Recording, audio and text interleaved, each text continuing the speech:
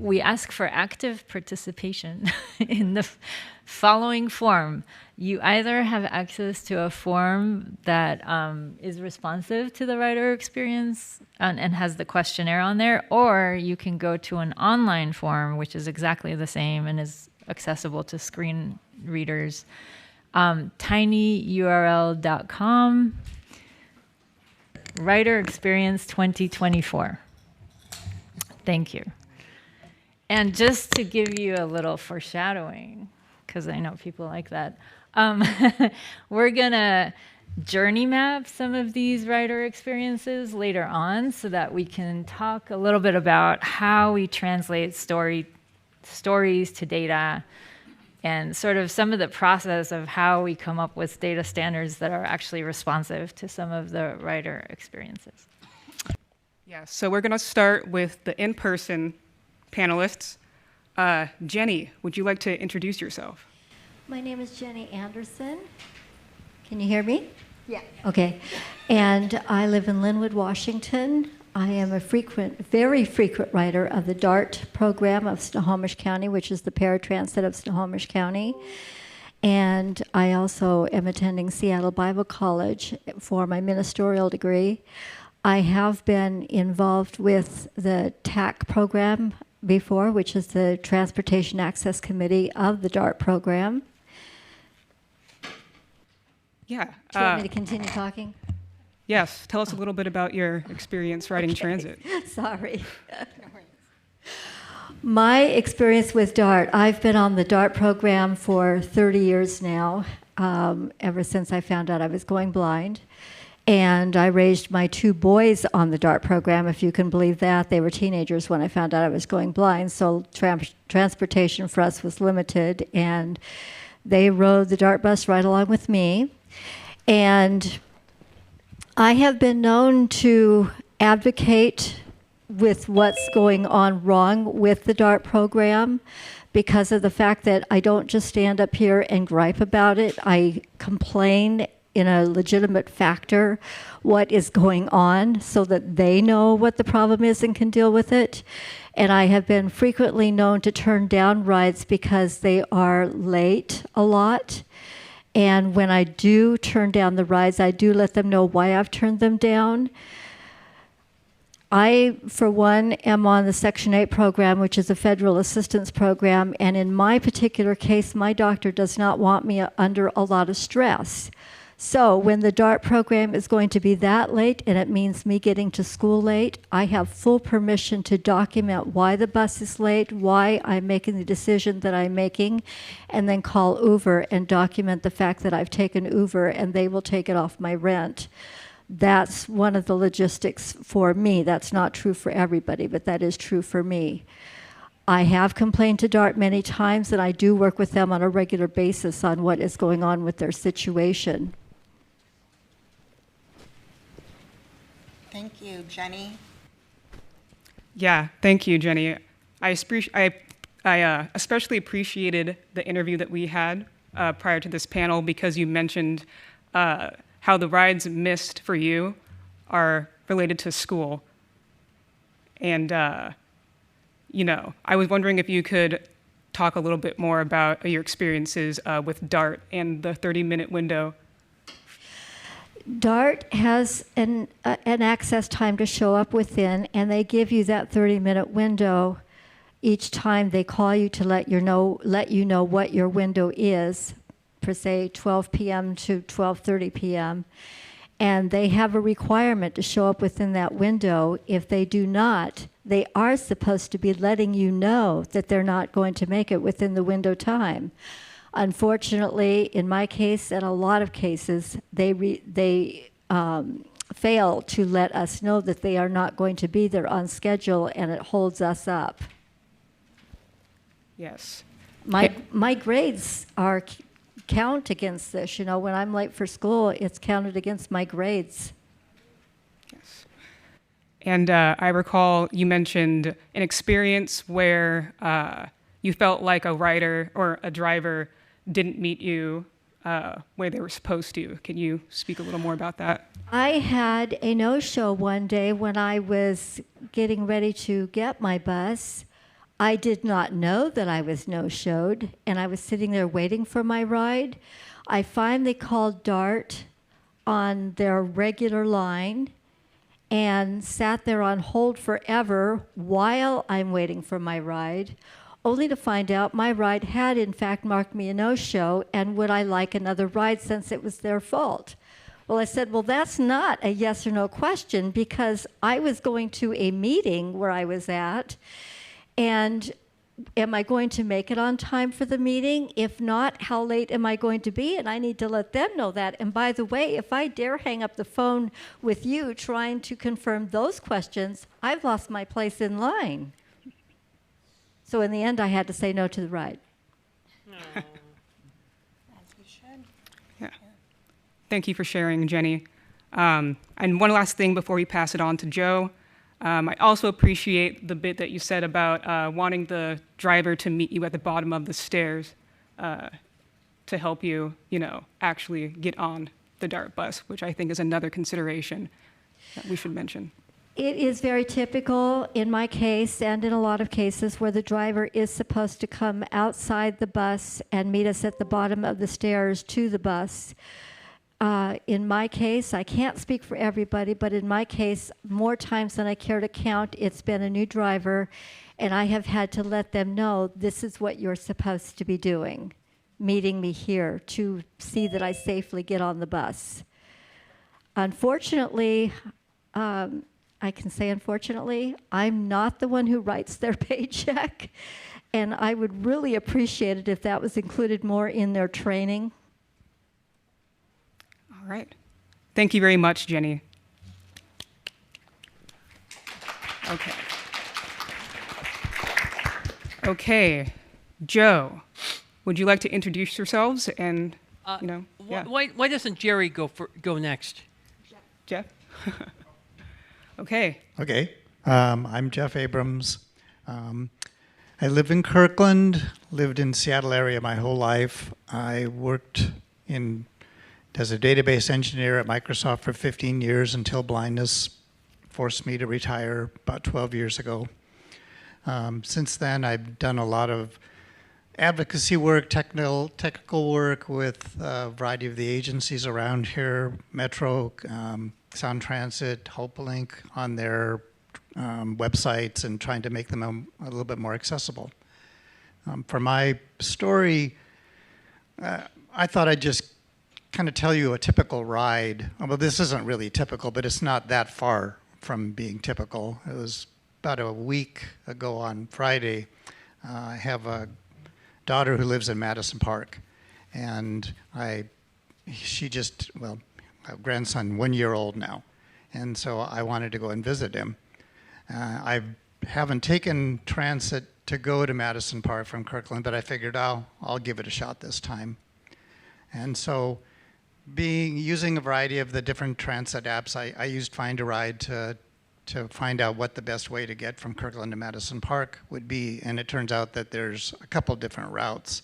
One of them goes through the University District, and the other goes downtown, and each of them require 3 buses for probably about an hour and a half total. I opted for the downtown route because since I go downtown quite often, I knew 2 of the buses of the 3. So I walked up to my normal bus, and as is usually the case, it was 15 minutes late. I use Find a Ride, I use One Bus Away usually to get an idea of when the buses are going to arrive, and the 255 that I take runs fairly frequently, so that wasn't that big of an issue. It's just something I've gotten used to. Got onto the bus, tucked Seymour, my dog, underneath my feet, and when I first got on, often the drivers will tell me what side of the bus to sit on, because sometimes there's somebody occupying. Nobody said anything, so I kind of felt around, and it felt like there was something on the left side. So I sat down on the right side, tucked Seymour underneath my feet, and we took off. And about 4 stops after we took off, there was a crash on the floor of the bus, and somebody had tied a cart or some type of thing onto the side that I had touched, and it came crashing down on the floor, and just barely missed hitting Seymour's feet. It kind of landed on his tail. There were two homeless people sitting on the other side next to the cart who started screaming at each other. Say, I told you should have tied that up. And there was this confrontation. The bus driver said nothing. Luckily, my stop for my transfer for the 545 was 2 stops later.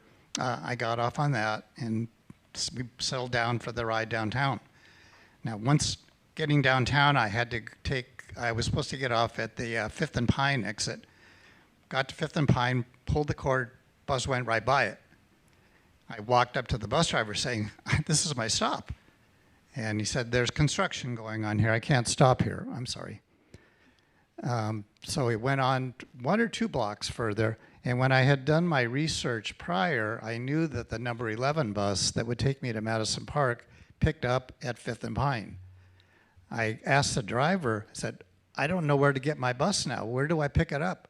And he said, I'm new. I don't know.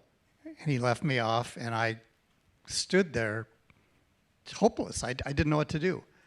Normally, I have headphones with me, my navigation system, but I didn't bring them this time. I figured this was a no-brainer ride, a lesson learned.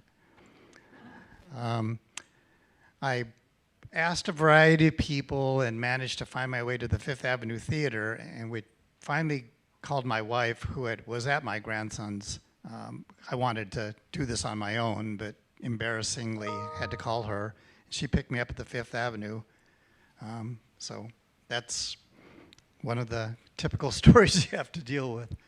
There's another time, I won't go on too much longer, but I was going to do a usability study for a device near the Woodland Park Zoo. I mapped it out, and to go from Kirkland to the Woodland Park Zoo was an 1.5 hour ride for a 6-mile trip. That's a ride not taken. Thank you, Jeff. Yes, those 3-hour-long 6-mile trips are very much so rides not taken. Thank you very much for sharing. All right. Joe? Thank you for having me. It's a great privilege and honor to be here at the University of Washington. I'm Joe Kunzler, he, him, his, sir. I served on the Skagit Transit Community Advisory Committee between October 2015 and January 2022. I also take transit everywhere as I can't drive, and if I could drive, I'd only drive an electric or alternative fuel vehicle. Well, if that would also talk a bit about trips not taken. Well, when the local Skagit Transit has a weekend span of service from 8 a.m. until 6 p.m., and I also have to prepare for a big sortie in 12 days to defend the dear ally and the alumni of this university in Redmond, you could guess where I won't be, sadly. I hope you're all able to go to the big badass shooty 2-line party in Bellevue starting at 10 a.m. at Bellevue City Hall, because yes, I've checked and rechecked, and Mr. Go Sound Transit can't make it on time and would have to skedaddle early. So I won't go. Plus, again, I have to help one of your alumni defend public comment against hate speech. Priorities. With that, what and how Sound Transit is doing is giving hope and optimism to so many, including I. Sound Transit, whether she likes this or not, has to be the moral center of the region, leading and coaching the region. Nobody else has the capacity to lead and unify and be the transit spine. The fact that Sound Transit is committed to excellence and has a span of service when you count the buses also of almost, if not 24 hours, makes me just want to say, go Sound Transit. Yes, span of service or the start and end time of transit is what when transit runs is an issue. As I like to say, we are a big state with a small transit budget. I would also say on the campus of Heidi Wills, who led the 2019 charge to get this city of transit champs to oppose the worst Kruger ever in Tim Eyman to get the lawyers the electoral mandate to litigate that we now check 6 for insulated white males having a tantrum. That was an attempt at humor. Span of service and coverage determine whether a differently abled person can have a life or hold down a job.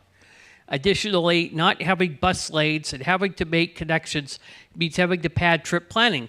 This morning, I decided I'm getting up extra early and I'm going to hail a Lyft and get to the earliest bus I can to get here because if I didn't, my bus would have been stuck in traffic and I couldn't go to the Puget Sound Regional Council briefing on the Climate Commitment Act.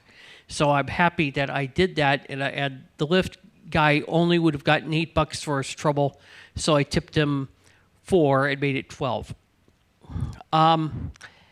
Just like a 12th man, because sadly we do need ride hailing when we have the span of service that we have and the lack of coverage that we have. We sure hear a lot of talk from transit planners about transit frequency, and without calling out any particular transit agency, I know there's at least one transit agency, and heaven forbid two, that are addicted to corridors and not coverage. And that's a real problem for most of us in this room because we need span of service. We need coverage. A corridor of buses going every 12 minutes or every 8 minutes isn't a whole lot of good if you can't get to that corridor in the first place. You see, when I plan my trips, I have to consider how I've had Bel Air airporters, Amtrak trains, and yes, public transportation get stuck in traffic. I've had to take out hotel rooms at Airbnb, giving other communities tax money that could go to my Skagit. I've also had to decide to fly sometimes because I am an part-time aviation journalist with Simple Flying, which does not endorse or disendorse my remarks today. Good, you're paying attention. Means a lot. And, I've had to fly, just because of that. I just had to buy, or luckily I was able to arrange Amtrak for one leg of an upcoming work trip next month, but that's because Amtrak, I was able to make things work barely. I will also add, and my computer just went on standby, so I will try to ad-lib this very quickly. Shoot. I am so sorry. I really do apologize. But one of the things I wanted to share with you is just, as we near the end here, I don't want to be overly political, but I can't help but notice I'm sitting on a campus that has discussed the Middle East's problems a lot lately. So I'd like to say very delicately and very clearly that we need to be focused on the Climate Commitment Act. And with 1% remaining on my laptop, I would really hope that all of you pay attention to a debate around the Climate Commitment Act because this is the school of Heidi Wells, but it's also the school of Dow Constantine and Vanessa Kurtzer and Madeline McKenna and the UPass that led the way for kids riding free on transit. So instead of giving tax breaks to the rich, we gave assistance to those who needed a ride the most, which is working families. And we wouldn't have been able to do that if we didn't have the Climate Commitment Act because these transit agencies are so cash-strapped, and I'm just speaking extemporaneously at this point, that when I was on my community advisory committee, all I could get was a free month summer pass with 1 month being free. That's all I could get in 2019. And we talk about trips not taken. Well, what about, even though I'm childless and probably will never get married for multiple reasons, nothing against women, I think women are awesome, just so that's clear. But it's about my ability to be a supporting husband and father on disability, which is non-existent. But my point is this: if we don't support working families and we don't do much for families, we're not going to have transit as an alternative for anybody. So I think everything we do should be around what are we doing to help working families and what are we doing to help helping mobility for everybody and everyone, because that means freedom for everybody and everyone. And with that, I'd like to give the microphone. Thank you. Yes. Thank you, Joe. Yes, I agree with all of that. Thank you so much. Yes. Okay, so we will move to the virtual panelists. Arius, are you ready? Yes, I am. Hi, my name is Arius Franklin. For the captioner, it's Aerius. I live in Cheney, Washington, but I work in Spokane, which is Eastern Washington, and um, a disability advocate. So imagine when I'm supposed to go work with someone and I'm supposed to be at a meeting and I do the trip planning as we've all been hearing them talk about today. But what do you do when it's construction time and they don't tell you that a route has been diverted or that the bus you are supposed to take has to go 2 or 3 blocks further than where you normally are? And so you end up being late to a meeting. This is just one of the scenarios I have. And then we all know that it snows and weather hits. But what do you do when the transportation organization doesn't have an answer for why they created a snow berm where the bus stop is supposed to be accessed? This is, and I can't get picked up because there's no way for the bus to pull in and let the ramp out, lift out. So luckily, my job has been gracious enough to allow me to work from home. But as we know, you won't always get paid from working from home. And I love being in the office. And one of the things that I wish we could fix is not just funding or access to funding, but we need to fix the bedside manner in which transportation organizations or companies speak to individuals with disabilities such as myself. I've tried to call and I've had called a number of times and was able to get through, but I was met with some not so nice people and some not so nice commentary. So, me as the advocate I am, we had to go in and have some different set of conversations. And I know transit is big, but these are just some of the things that I have to deal with. I wish I had all of the answers, and I hope that we can find some solutions here today. Okay, thank you very much, Arius. You're welcome. Yes. So, Jill, would you like to go now? Hi, everybody. I'm Jill Reasoner, and I live in Monroe. Um, moved here 20 years ago because Snohomish County is less expensive to live in than King County.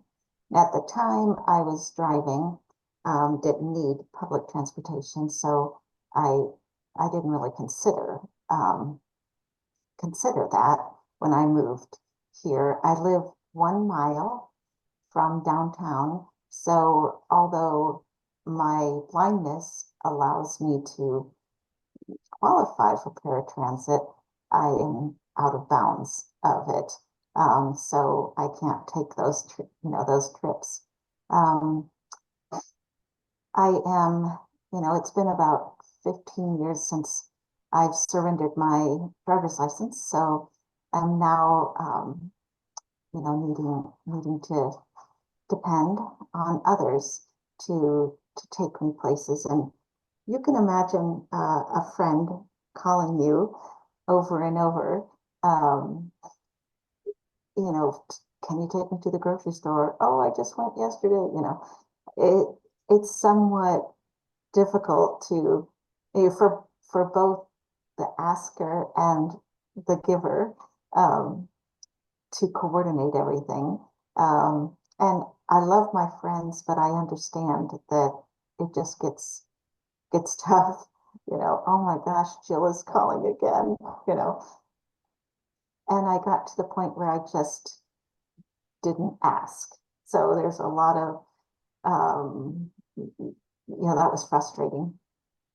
But now I have a kid who drives, so they take me everywhere I need to go.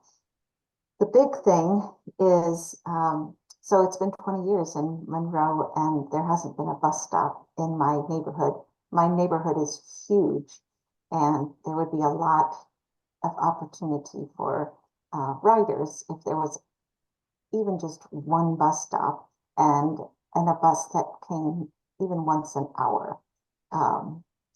It's not safe for me as a woman or disabled person to go the closest, to walk down the hill to the closest bus stop, still a mile away, but it's unlit, and until about 5 years ago, there weren't sidewalks along the road, so it's kind of scary. So I don't do that.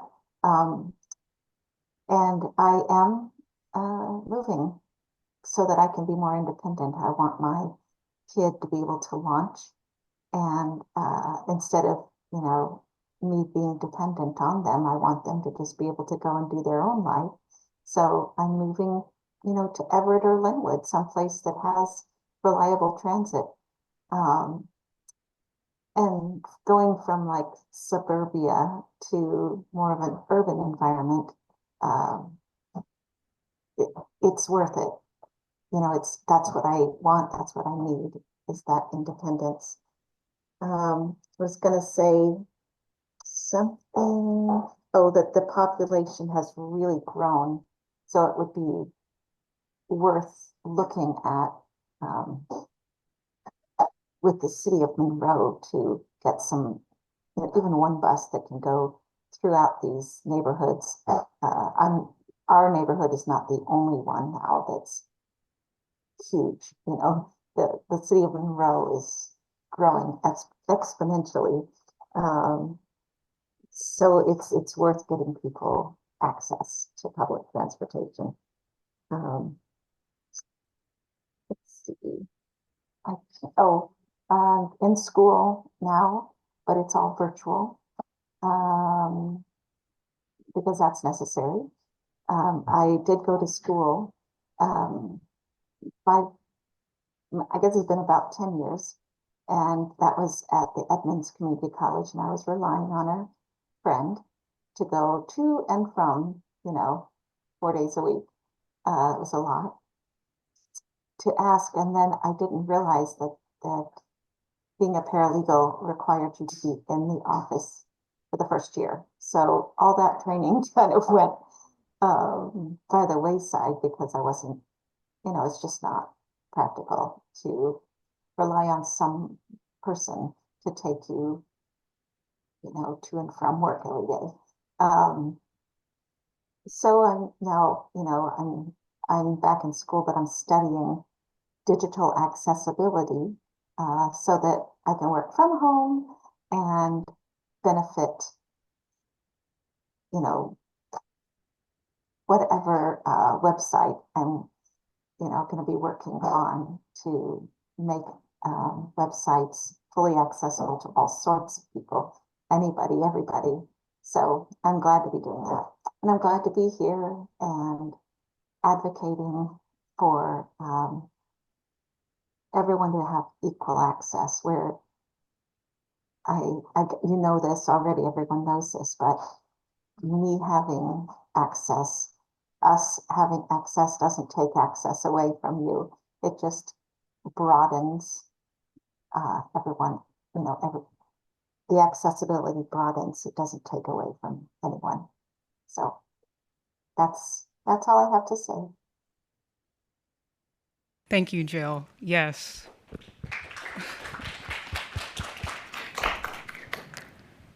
Okay, and I do know Jamin is also in the Zoom. So can you unmute and speak for us, Jamin?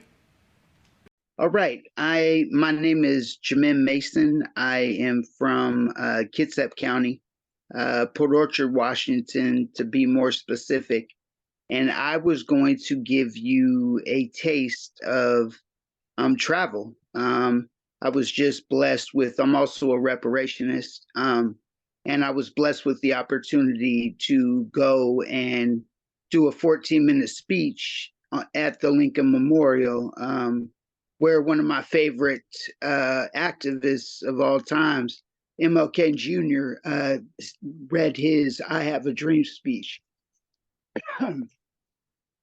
While out there, transportation was accessible. I was able to get picked up, dropped off. This is in the belly of the beast, so they say. So they get all of the funding and all of the access, and accessibility was amazing there. I don't think I've ever had that opportunity to experience so much accessibility and pretty much being able to do and go anywhere anyone else could.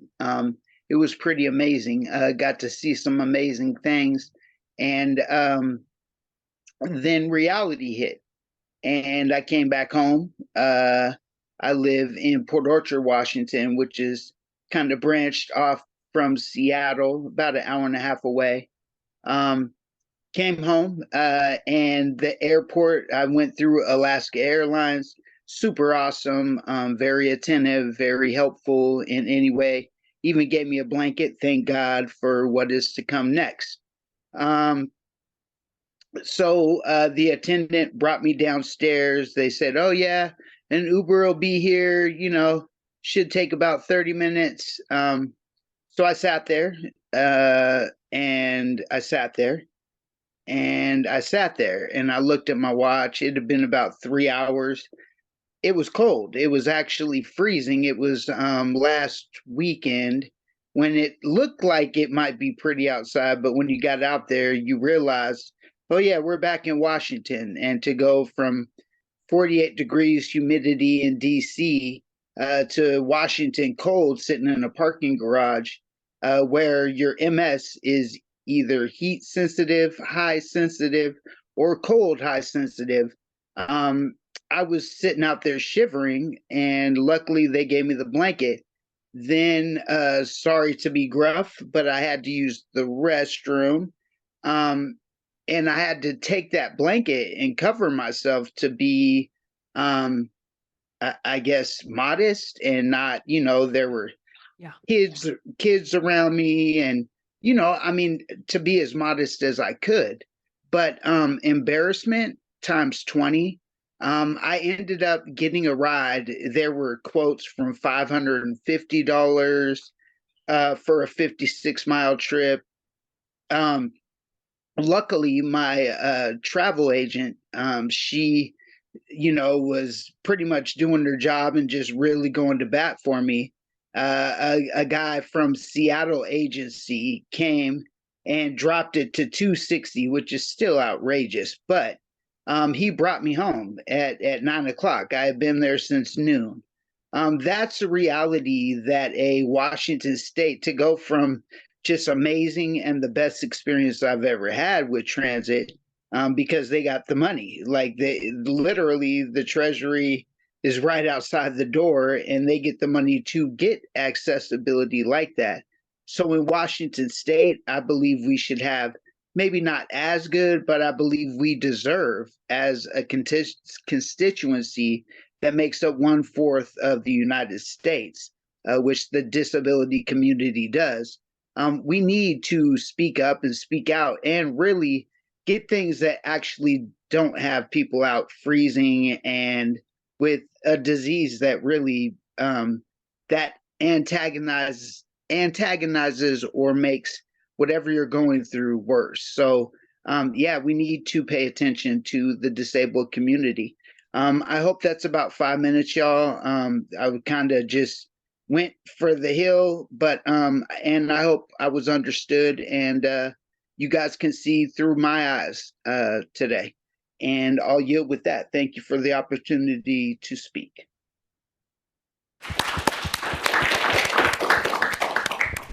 Thank you, Jamin. That was timed perfectly, by the way. So effortless there. And yeah, something that, not many people can, not, as they say, not the average person. I'm sure there's not a lot of people in this room have been quoted $560 just to get home. So thank you for sharing that experience. Okay, I believe those are all of the panelists. So again, thank you so much for everybody sharing their stories, participating in the non-driver seminar. We want to spend the last few minutes um, taking any questions. Anybody wants to? Yeah. Anybody Yeah. from the audience? We're just gonna open the floor. If you have any questions for us or any of the panelists or anything you want to hear a little bit more about, please feel free to ask and jump right in. Hi, thank you, ladies, and thank you to all the panelists. This was fantastic. I wanted to note a few themes that I did hear and a few themes that I didn't, and I was wondering if these resonate with any of the panelists, even though it may not have come up. So themes that came up was like availability and limited coverage, timeliness and scheduling, but not reservation challenges, right? That wasn't mentioned, but I know that that's sometimes the case. So I was wondering about some of that. A lot of mentions of driver training and driver sensitivity. I guess I'm wondering about like more nuances about that, like what specific, somebody mentioned bedside manners. There are different aspects to those manners and what are specifically challenges that are barriers to writing again. And then the communication aspect, like we didn't really discuss how different service providers communicate with each other, but that's also a theme that tends to concern me. So if you have some experiences that have more to do with how handoffs are done. I guess Jeff did mention that he was just left off in the middle of nowhere, but like how can a handshake be better coordinated across different service providers? And I'll end with that. Thank you. Would any of our panelists like to answer to that? I can speak to the question about the driver training, and that is the fact that I know on the DART bus, I can't speak for all the transportation issues, but in DART, they only get 2 weeks to train on the bus, learn the traffic, learn the clients, and then they are doing solo. That's the way that's done, and that is not enough time to get them out there on the road, get them used to that bus, get them used to the road, and get them used to some of the clients that will be taking that bus on a regular basis. Yeah, this is Jeff. Other than the bus driver that I had that wasn't trained, I've had a couple other situations which probably could have been dealt with a little bit better. Again, when I got on the bus, about 50% of the time the bus driver will look back behind them and say there's an opening on the right or left. But that's only 50% of the time. The other, I have to grope, and I've had people not very happy when I grope into their lap looking for a seat. Just that little bit of open seat to your right or left would go a long ways. Yeah, are you done? Oh, I'm sorry, yes. Okay, just checking. Don't want to interrupt. I mainly take fixed route, whether or not it's bus, light rail, or ferry, or you could airporter, or you could add Amtrak and the airlines too, I guess. My experience with fixed route drivers is that they're incredibly kind and generous people, always helpful. Never had an issue with Skagit Transit operator. Thank goodness, I've gotten lucky, I guess, over the years. By my math, 12 years, I've gotten to ride fixed route Skagit Transit regularly. But, part of it's just character and part of it's training. And I don't think 2 weeks is enough to really train to help our paratransit neighbors. I know it's a lot longer for transit operators. I don't want to put a number out there, but I know it's several months of paid training, and I know that we're looking Skagit Transit's having an operator shortage, as are other agencies. And if the word could go out that there is jobs out there from high school where you get paid training and no college debt, that would be much appreciated. And I will hand over the microphone on that note. Thank you, and I'll speak to that as well. My own experiences, I've had a few negative experiences with Metro when it came to drivers. And I would say that a big aspect of driver training is, I mean, respect to drivers for everything that they have to deal with on a daily basis, and just a lot of people interaction, and that's hard. But there does need to be like ableism training, because people can do this innately without even knowing it, or subconsciously rather. And I think, I know, like, from personal experience, like, there's a lot of things I didn't notice or maybe wouldn't have thought of as an able-bodied person, that now as somebody with a disability, I'm like, oh yeah, that people don't know what they don't know to a certain extent. And I think it would be valuable, it'd definitely be valuable to agencies to implement, just ableism training, whether it's, having outside organization advocates come in and do this is something that MWA also offers, but just so that drivers can get, again, firsthand experiences really do tell the most from people who have to live these and deal with it on a daily basis, things that you may not think of. And so I think, yes, that type of communication in and of itself from rider to driver in a facilitated, mediated type of area would do wonders. Yes. Thank you very much, Tanisha, and everybody who shared. Very relevant. And I see we have a hand up in Zoom. So Judy, did you want to share your piece? Thank you for allowing me to participate, giving me the opportunity. Thanks to Amara and Tanisha, and also for Annette Caspi. This is a great opportunity for us. Again, my name is Judy Jones. I am blind, and I moved to Skagit County in 2017 after retiring as a regional office manager with the state of Idaho. I'm currently serving third-year term as chair with the Skagit Transit Community Advisory Committee. It's come a long way since 2019 and 2020, which is great. Although we still have a lot of work to do in the county with a growing population. My lifelong relationship with mass transit began in the mid-70s, and I've experienced transit systems all over from Florida to the island of Oahu. I've also been involved in the past with advocacy as a rider, because of an initiative that was introduced that would divert mass transit funding to improvement of highways. As part of the NFB, the National Federation of the Blind at the time, our chapter joined forces with other disability groups in the area in a public protest. The initiative did not pass. In my life, mass transit has allowed me to work, shop, enjoy leisure, get kids to and from school and extracurricular activities, and simply go about the business of doing life and being involved with my community. My husband and I have made it our business to strategically locate to take the best advantage of existing transit services. Skagit Fixed Route is working on improvements currently with 3 studies going on with the system. I find the paratransit here to be exceptional. It really has been great. I do take both fixed route and paratransit.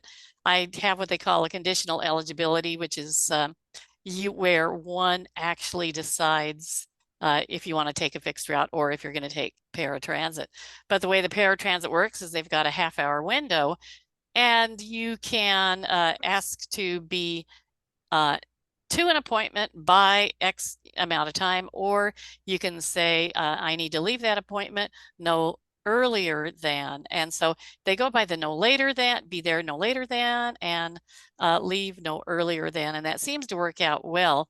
One thing Skagit Transit has done is there is a portal now where paratransit riders can access their own schedules and make their own appointments. It is accessible. It's really wonderful.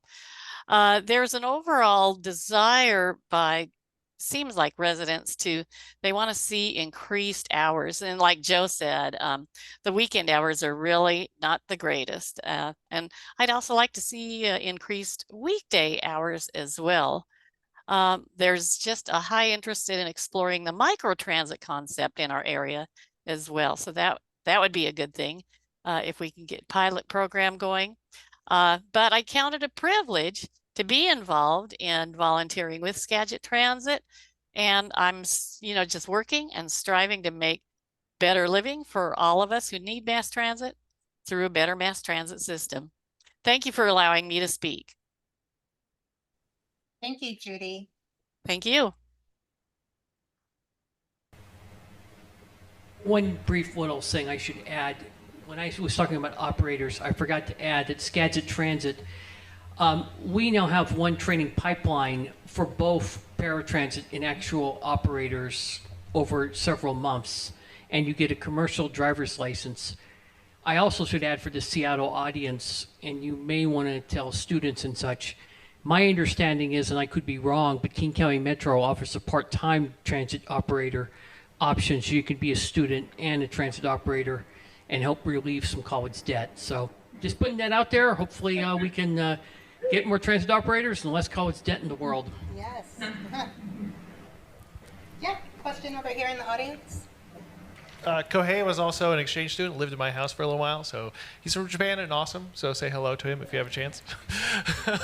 I've heard a lot, anyways, King County, Matthew Widener, King County Metro. I work in our paratransit program, and I really appreciate hearing all this comments about paratransit. This really helps inform me and helps ground me in our work that we do, and also communicate the impact that my work has when things go right and also when things go wrong. So I appreciate everybody's comments about paratransit. That's very, very helpful to me. We've heard a lot of comments about the operator, and as a transit authority, we offer a spectrum of service that is paratransit, which is very one-on-one, operator and the customer. But then we also operate in the region, Link Light Rail, which has zero operator. Like there's absolutely no contact between you as a customer and the person who's actually making the service happen. And so I guess there's a couple ways that I can think of this question, but what is your perception of that experience versus, this operator-centric experience? Would you prefer Link, even though there's no one there to help you? You first. Yeah, this is Jeff. I avoid light rail stations like the plague for a couple reasons. The University of Washington station, the elevators are broken half the time, and so that leaves stairs and escalators. With a dog, I have to put booties on him because he can't go down an escalator. I did do the stairs one time at the University of Washington station. It took me down to a platform where there was no rail. And someone had to point out that I had to go through a door to get to where the rail was. There was no marking. The downtown stations are a nightmare to navigate through. And so I will take a bus every time over rail. Thanks. This is Jenny, and I can answer the question as far as for paratransit versus light rail, and that is the fact that, number one, I'm on a specialized bus where the driver has been known to meet me door to door because of my circumstances. You don't have that same thing on a light rail. And you're not going to have that on a light rail. But on a paratransit, I know I will. That is the difference. Thanks. I will add as the relatively ambulatory Mr. Go Sound Transit here that I love Sound Transit. B, I know King County Metro provides the operators, and if you could add something about how people become light rail operators, if it's direct or if it's after years of working on the bus side, that'd be great, because I think we are all short of transit operators. But what I find is I love light rail because most of the time it's on time. And you're not, yes, it's very expensive to provide the light rail. That's why we're going to have that's why it takes so long for the light rail to go where it's going. That's why we only have a starter line coming out this Saturday, 10 o'clock, Bellevue City Hall. Sorry, I won't be there. Looking for some souvenirs, so if you could please help me out, it'd be great. But with that, one of the things I just love about light rail is, it's on time. You can make your connections. It's low cost. It's safe. There's now fare ambassadors and law enforcement on there that make me feel safe, and that's really important. And most of the time when I need a seat, I can get a seat because I have a bad back. Not always, but most of the time. So I'll leave it with that, and Matthew, I'll connect with you afterward. Thanks. What's on Trent? And I'll add to that. As clearly as our panelists have shown, again, I'd like to bring up the individualized experiences. There's not going to be a one answer fits all. Obviously, there's people who prefer light rail link for individual reasons, and people who might need a more specialized one-on-one, door-to-door service, and that's why both are so necessary and why both should be, trained properly and to each position, right? Light rail driver doesn't have to interact. So be it. They probably don't need the training. However, when you have that one-on-one specialized type of door-to-door service, it will be necessary. So, thank you. Sorry, Jamin. Yeah, Jamin. Another thing that I forgot about when I was speaking earlier. Well, first to answer the question, 2 weeks. I have been hurt. It was an accident on the paratransit ride. I was, definitely got, more harm from that situation and the outcome from that. And so I would definitely say that 2 weeks is nowhere near enough time for training. What happens if someone does get hurt?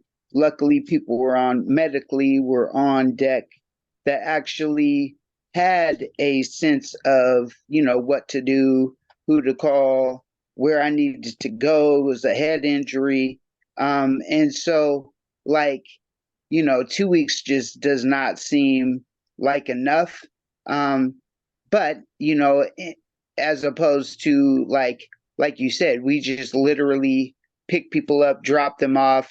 We don't care how they look, if they're disheveled or going through a bad situation, we just drop them off no matter what their situation may be. So I think the 2 weeks is definitely, I think for people in our situation that are vulnerable or are more apt to injury or, easy, to some people, easy prey, or however you would look at it, I think there really should be standards, and we should set the bar and set it high wherever that happens. And definitely here in Washington, let's figure out where that money is going and apply it better to where people like myself, especially on weekends or off hours, can still get home, can still make it home at some point, whether they have to pay for it, it's paratransit access, however that works. Let's make sure these people ain't getting stuck. I know I'm not the only one that travels and just gets stuck in a bad way when they're already in a bad way, period. So I wanted to add that for sure. Let's definitely get some training for the people that deals with our fragile in some certain situations community. And I'll land right there. Thanks. Serious? I actually wanted to go back to the first person who asked the question about bedside manner, and I can't remember exactly what the question was, so forgive me if I paraphrase or miss something. Um, when you when I spoke to bedside manner or just the way how people talk, it wasn't necessarily the drivers. It was more so coming from the dispatch or the admin, right? So I take the fixed route. I know I could go with paratransit, but like I said, in my line of work, I've watched so many different people try to sign up for paratransit and then not get called back, or the turnaround time for it was too long and they had important appointments that they had to get to right then and there. Or I've had people say that they don't meet the requirements. And when we try to figure out what those requirements are or how best to get some assistance on, how to make sure that the application is clear and concise so that they can and understand the terms of riding paratransit or just accessing the bus line, we were just always met with, I'm not sure, let me pass you off to this person and this person. And as a person with a disability, we get passed off and passed over all the time. So imagine someone trying to go in and they're new here. They're new to the state of Washington. They're new to, not new to transit or newly disabled, and they're trying and they coming in with some hope and some faith of, at least if I can get my transportation set up, I don't have to feel like I gotta ask a person for a ride, like Jill was speaking to earlier. And when that doesn't happen, you just lose faith in the transportation system. But when these surveys and things and stuff come out like that, they're asking the disability community and mainly those people who ride and use paratransit for positive feedback. Going back to Ken, who asked about uh, the metro and the light rail. Like I said, I live on the Eastern Washington, but I've had the unfortunate pleasure of growing up in California where they have light rails and BART. I've been over to the west side a few Yeah. times. And as a person that's a walker user and a power chair user, when you have no operator, that makes it even worse. Because what if I've been in spaces where I've tried to tap my card or whatever and couldn't get on, or wasn't or was new to the area and didn't know which route to take. And nowadays people are antisocial. So that makes it even harder. And then if the elevators are broke, I'm stuck on a platform until another train or another. So having a driver or an operator that's there and ready to help, even if they don't know, or even if they say they're having a bad day and they're not sure, those are the things that I look forward to, because people with disabilities spend more money to travel. And so I think that the admin, the people that are sitting on these transportation boards and things like that, they really need to take that into consideration.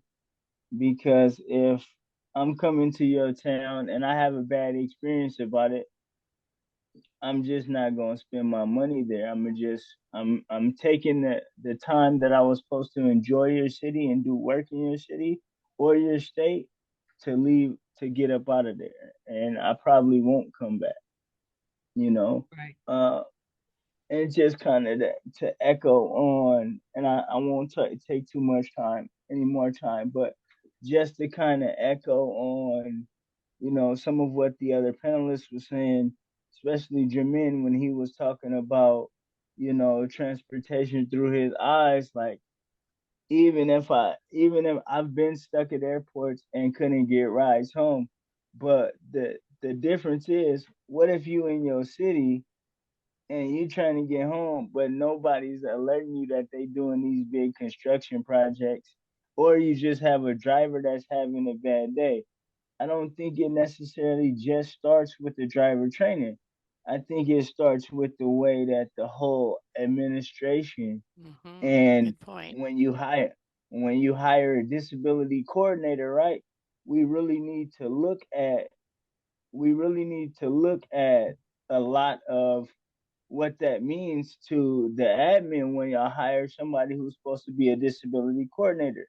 Because if you pass me off to her or him or they, then they need to be able to answer my question and not just do it from a business standpoint, but really dive in and try to put themselves in my shoes. Like when the winter hits and you put snow berms on a bus stop and I can't access it, then you tell me to go talk to the city because it's their job.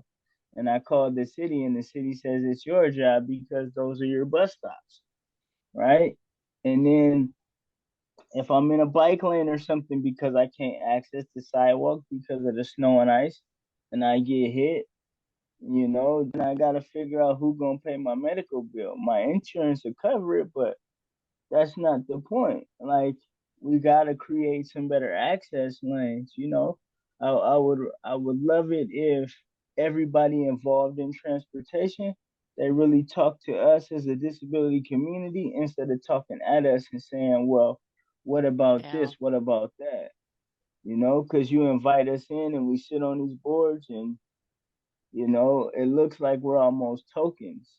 With all due respect to everybody who's sat on those boards and part of our community, but we just need more equity coming from you guys as just transportation, as a whole for the state, not just the Eastern Washington or the West Side. We just need it. We need more of it as a whole, and that's all I'm gonna say right there. Thank you, Arias. Question over here? It was more of a comment. I think it was this gentleman in the hat who said that they avoid the Link light rail like the plague because they don't like the fact that elevators or escalators might be broken or the only thing I wanted to add to that was that is precisely why I think redundancy in the transit system is absolutely necessary. The light rail is great when it works for you, but if it doesn't work for you, then really, if you want to avoid all of that or not have to worry about that, the bus is your only option. But as light rail expands, my fear is that bus service is going to be taken away with the assumption that everybody can just jump on the light rail. And I would caution people from thinking that that is necessarily going to be the best approach to making sure that transportation is accessible. I think that with the light rail, it's kind of the opposite of the bus situation in that with the bus situation, there's a lot of talk around better driver training. And with the light rail, because the operator is far less involved, it's really about like passenger training and awareness because there's so many people who take the light rail who just don't pay any attention at all.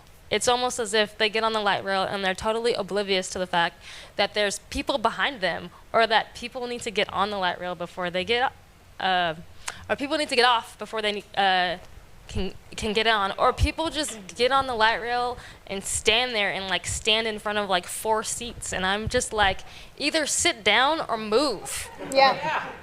Right, because you're just taking up space. And then I have no disrespect for bikes or scooters, but some of these electric bikes are humongous and they don't fit in the little bike designated area, and they just push and shove their way onto the train and take up whatever space they can, and that's kind of when transit doesn't quite work as well. So I guess my point is that if you want a better transit system, there's got to be more promotion of like this idea of community and not just better transit agency service. I think it's all of our responsibility, but I do think with the Link Light Rail, it's harder because you're really relying on your fellow community member to like pay attention and have sense, and that's not the way that people are behaving for a variety of reasons.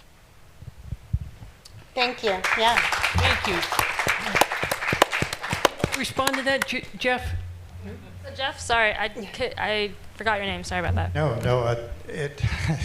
how much time do we have? I have a whole transit story. I mean, I I was recruited to do some beta testing for Good Maps indoors. And so they have an application now that they've got set up for the International Station and I think Pioneer Square Station, no, in Westlake. Yeah, and so with your phone and headphones, you can do indoor navigation.